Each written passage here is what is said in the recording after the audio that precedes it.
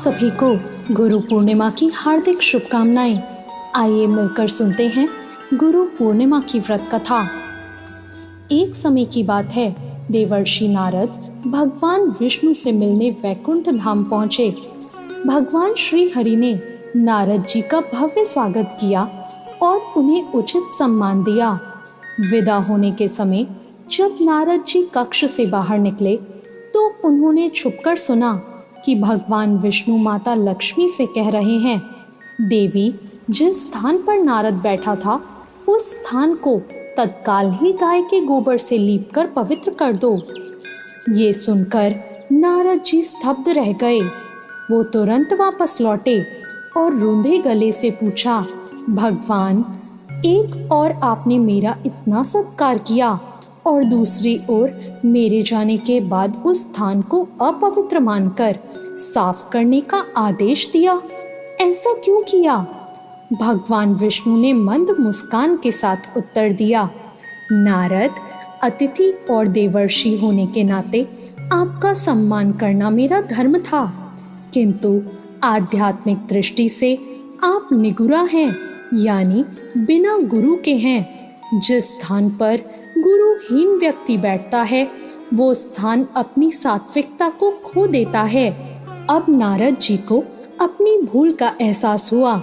उन्होंने पूछा, प्रभु, मैं गुरु किसे बनाऊं? विष्णु जी ने आज्ञा दी, पृथ्वी लोक पर जाओ। जो व्यक्ति तुम्हें सबसे पहले मिले उसे ही अपना गुरु स्वीकार कर लो। अब धरती पर उतरते ही नारद जी की भेंट एक साधारण से मछुआरे से हुई। नारद जी दुविधा में पड़ गए। उन्होंने सोचा, ये अनपढ़ मछुआरा अब मुझे क्या सिखाएगा। वे वापस वैकुंठ गए और भगवान से अपनी शंका व्यक्त की।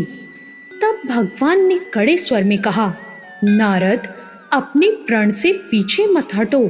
गुरु की योग्यता नहीं, शिष्य का समर्पण देखा जाता है। विवश होकर नारद जी उस मछुआरे को अपना गुरु बना लेते हैं।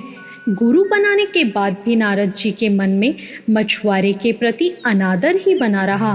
उन्होंने भगवान विष्णु से जाकर कहा, प्रभु, मेरे गुरु को तो स्वयं कुछ नहीं आता, वे मेरा उद्धार कैसे करेंगे?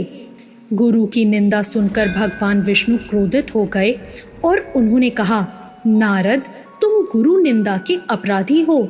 मैं तुम्हें श्राप देता हूँ कि तुम्हें 84 लाख योनियों के चक्र में भटकना पड़ेगा। भयभीत होकर नारद जी ने क्षमा मांगी और इस श्राप से बचने का उपाय पूछा। भगवान ने कहा, इसका उपाय भी तुम्हारे गुरु ही तुम्हें बता सकते हैं। नारद जी अपने गुरु मछुआरे के पास गए और पूरी घटना उन्हें कह सुनाई। अब नारद जी के गुरु ने मुस्कुराते हुए कहा, घबराओ मत, भगवान से कहना वे धरती पर ही 84 लाख योनियों के चित्र बना दे। तुम उनके ऊपर लेटकर गोल गोल घूम लेना और कहना, प्रभु, मैं 84 लाख योनियों में घूम आया हूँ, अब मुझे क्षमा करें। नारद जी ने वैसा ही किया। उनकी चतुराई और गुरु की युक्ति देखकर भगवान विष्णु प्रसन्न हो गए। उन्होंने कहा, नारद, देखा, जिस गुरु को तुम अज्ञानी समझ रहे थे उनकी शरण ने तुम्हें श्राप से बचा लिया। यही गुरु की महिमा है। चाहे गुरु का सांसारिक ज्ञान कम हो या वो साधारण दिखते हो, शिष्य का उनके प्रति अटूट विश्वास ही शिष्य का कल्याण करता है। जैसे भक्त धन्ना जाट ने अपने गुरु के दिए एक साधारण पत्थर में भगवान को पा लिया, वैसे ही गुरु के वचनों पर अडिग विश्वास रखने वाले का उद्धार निश्चित है। तो ये थी आज की कथा। आपको आज की ये कथा कैसी लगी? राधे राधे।